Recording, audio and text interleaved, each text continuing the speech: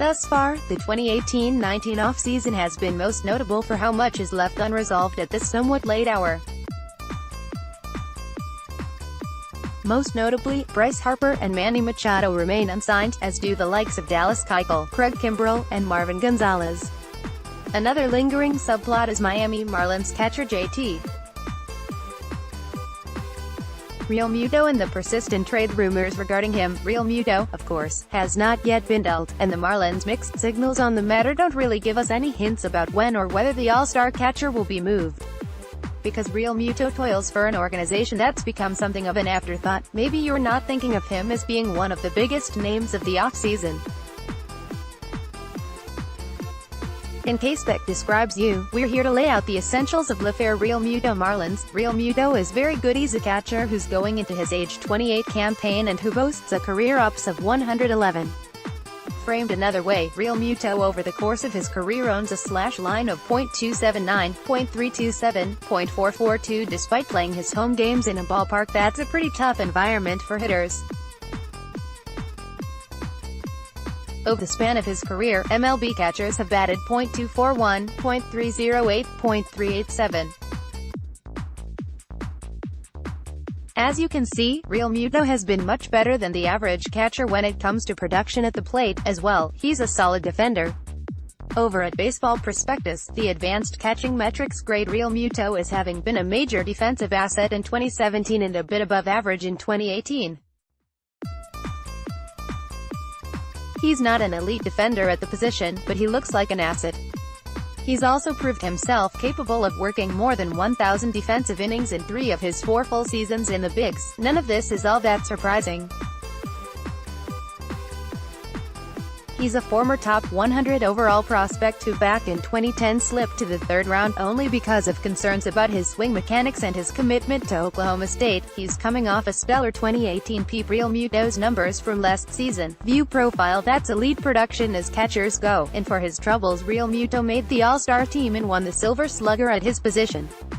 The 2018 season was his age 27 campaign, and that's an age at which players sometimes level up in terms of skill and outputs, and that may be the case with Realmuto. Realmuto's 2018 gains may be sustainable. Even if Realmuto regressed to pre-2018 levels, he'd still be an upgrade at the position for most teams. However, there's reason to think that the strides he made in 2018 may carry over. Last season, Realmuto increased his fly ball percentage modestly while also making significant strides with his rate of hard hit balls. Now we'll turn to an advanced metric called expected weighted on base average, xwOBA. This metric grows out of wOBA, which assigns proper value to every possible offensive event that happens while a batter is at the plate. Those proper valuations of singles, doubles, homers, walks, etc. distinguish wOBA from more traditional measures like AVG, OBP, and SLG. Also, for simplicity, wOBA is scaled to look like OBP, which means that, say, .400 is elite and .290 is pretty poor. For instance, Babe Ruth is the all-time leader with a patently absurd wOBA of .513. All of that brings us back to xwOBA, which is an estimation of what a hitter's wOBA should be based on things like exit velocity off the bat and launch angle. xwOBA attempts to strip away luck, bad or good, and defensive play from wOBA and identify a hitter's baseline skill. It's useful for getting an idea of how a hitter figures to perform in the near-term future. Basically, if the hitter's xwOBA is significantly lower than his wOBA, he's probably going to come back to earth at some point. As for Realmuto, last season he authored a wOBA of .353. Meantime, his xwOBA checked in at .350. That's a mostly insignificant margin, and that means his bust out in 2018 was mostly reflective of skills growth as opposed to good fortune. This merit, of course, isn't lost on teams that are interested in Realmuto. He's got 2 years of team control left. Realmuto isn't a walk-year fix. He enters the 2019 season with just over 4 years of Major League service time, which means he won't be eligible for free agency until after the 2020 season. so any team that trades for him will have Realmuto for his age 28 and age 29 campaigns, barring an extension. Realmuto will make $5.9 million for the upcoming season and receive a big bump for 2020 as a third-year arbitration-eligible player. Even so, he's almost certainly going to be a bargain at those rates. Teams of course are, to the point of dull excess, all about player control these days, and that adds greatly to Realmuto's appeal. Also implied, of course, is a 2-year negotiating window or so during which the two sides could agree to a contract extension. The market for him is reportedly still heated. We've seen a number of teams address catcher needs already this offseason.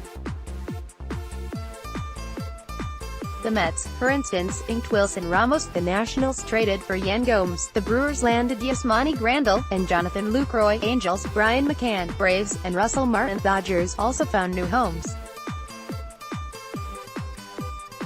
That said, as the number of teams in need of catching help has dwindled, so too has the supply of available backstops.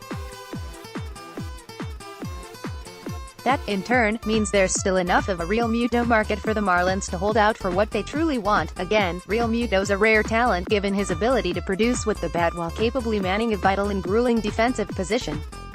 It follows that lots of teams would be interested, even as we head toward February. Some talks have gotten specificity, the end game near. Specific names are beginning to leak out, which is sometimes a sign that discussions are advanced. Francisco Mejia, whom the Padres acquired from the Indians in exchange for Brad Hand and Adam Cimber, is one of the top catching prospects in baseball. Obviously, the Marlins would love to land a replacement for Realmuto, and Mejia certainly fits the bill. As for the Dodgers, catching prospect Keibert Ruiz has been a rumored Miami target, as well as outfield prospect Alex Verdugo and outfield Jock Peterson. Most recently, though, the Reds have been buzzing. Reds are indeed very much in Realmuto mix. Cincy prospects Hunter Green, Nick Senzel and Taylor Trammell are thought of interest to Miami, though Reds likely prefer not to include any of those three. Possibility vet catcher Tucker Barnhart could be included in potential deal as well. Jen Heyman, at John Heyman, January 28, 2019. Jonathan India, 3B from Coral Springs, Florida. NU of Florida, the 5th overall pick in 2018 draft, it is another Reds prospect who may be of interest to the Marlins in Realmuto talks. John Heyman, at John Heyman, January 28, 2019. The Marlins clearly want multiple prospects, and they'll no doubt that at least one of them be a frontline, top 50 sort. Given Realmuto's value and control, that's a reasonable ask. The Marlins don't really have a good reason to keep Realmuto after a change in ownership. The Marlins parted ways with the likes of Giancarlo Stanton, Christian Yelich, Marcell Ozuna, and D. Gordon. That directly abetted a 98-loss season in 2018. The rebuild has been questionably executed in terms of the prospects the Marlins received in those deals, which did not net a single consensus top 100 prospect. They're not going to be good anytime soon. The Sportsline projection model tabs them for 99 losses in the upcoming season, and by the time Miami does matter again, Realmuto will almost certainly be playing for someone else. Best to trade him now while he has those 2 years of control and is coming off a career year. Given that contending teams generally don't like to trade for a new starting catcher during the season, don't be surprised if Realmuto gets moved before opening day. If that happens, then also don't be surprised if Realmuto winds being one of the most important players to change uniforms during the offseason of 2018-19.